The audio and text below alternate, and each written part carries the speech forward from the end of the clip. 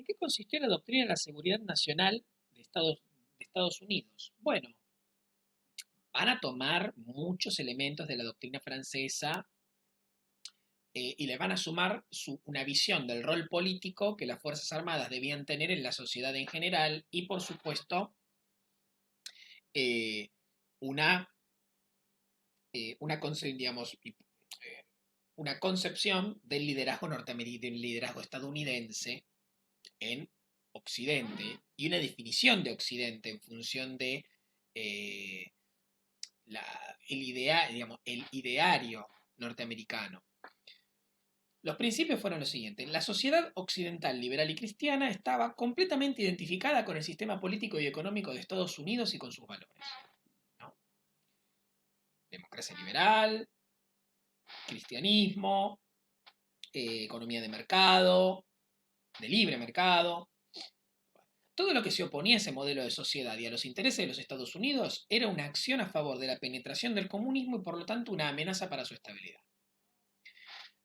Estados Unidos, por su parte, tenía la misión de apoyar a todos los gobiernos latinoamericanos en las políticas de seguridad que garantizaran el mantenimiento del orden interno y la lucha contra la subversión. Si los gobiernos no podían garantizar esa estabilidad, Estados Unidos tenía que ayudarlos como fuera necesario. Siguiente, las Fuerzas Armadas eran el último baluarte de la sociedad occidental liberal y cristiana contra la amenaza del comunismo ateo y totalitario. O sea, esta idea de las Fuerzas Armadas como la reserva moral de la sociedad, que es viejo, es anterior, pero que es retomado y adaptado a una nueva configuración discursiva. Como el comunismo ateo adoptaba la forma de un enemigo interno que se infiltraba en la sociedad para destruirla desde adentro, esto justificaba la intervención de las Fuerzas Armadas en la seguridad interior. O sea, ya no era suficiente con las fuerzas de seguridad, con la policía y demás.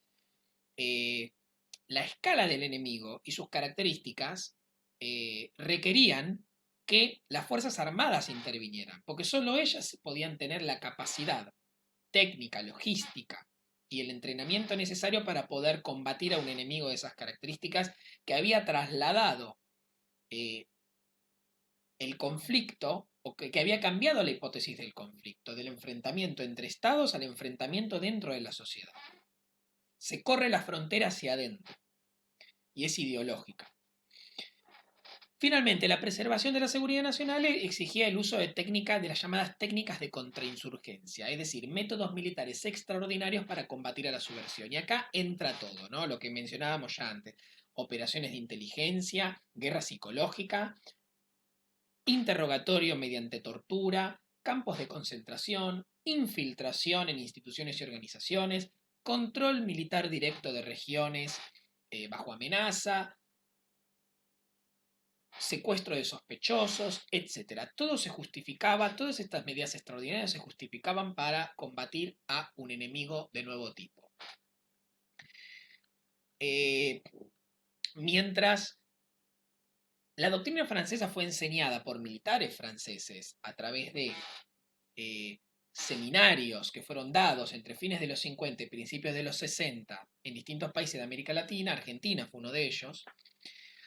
La doctrina de la seguridad nacional fue incorporada por militares latinoamericanos a través del ejército de Estados Unidos y eh,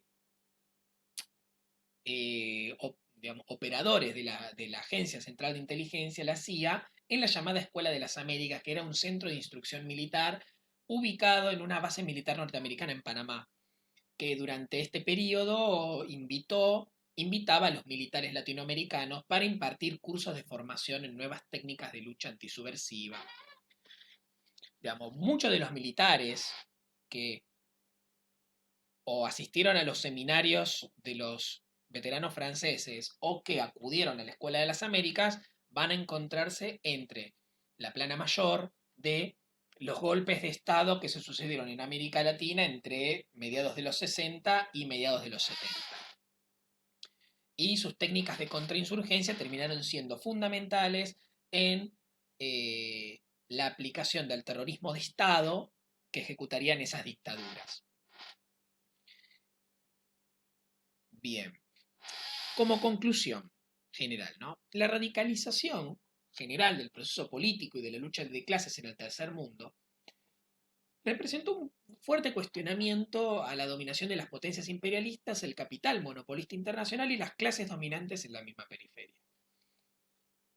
La lucha de clases se agudizó considerablemente en la década del 60, con un crecimiento de la conflictividad y una escalada de violencia entre el Estado, los movimientos reformistas y revolucionarios y las organizaciones de derecha que hacían, digamos, inédito, por lo menos desde el periodo o el ciclo revolucionario dado a partir de la Revolución Rusa en 1917. Desde entonces que no se daba algo así.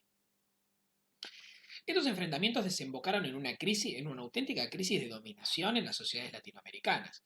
Y la respuesta de las clases dominantes fue la militarización del gobierno, la represión de los movimientos, no solo revolucionarios, sino también reformistas, a través de las políticas de la estrategia de contrainsurgencia, el disciplinamiento de la clase obrera y del campesinado, eh, el fortalecimiento de la alianza con los Estados Unidos y la introducción de políticas económicas de racionalización y libre mercado, que es lo que va a servir o va a preparar el terreno a la construcción de el neoliberalismo, o, sí, o del modelo neoliberal, a partir de la segunda mitad de la década del 70, en todo el continente.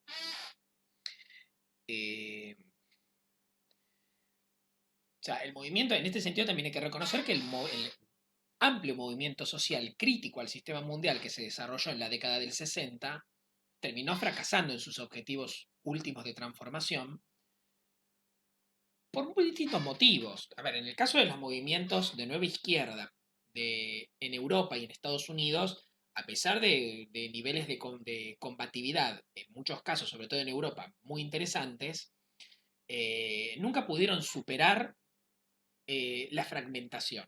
Eran muchas organizaciones con demasiado debate entre ellas, sin una coordinación satisfactoria. O sea, no hubo un liderazgo y una organización unitarios detrás de un proyecto consensuado.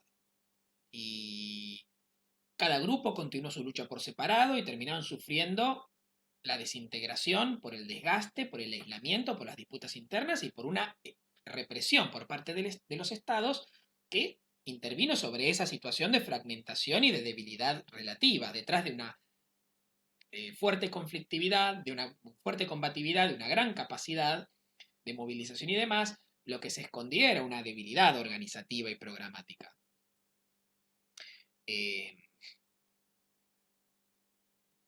En el caso de los movimientos anticoloniales, por hacer una referencia al proceso una referencia superficial al proceso de descolonización, en África, si bien habían triunfado en la lucha por la independencia, terminaron fracasando en sus intentos de construir naciones autónomas y desarrolladas. Y esto va a ser muy evidente en la década del 70, pero sobre todo en los dramáticos 80, sobre todo en África.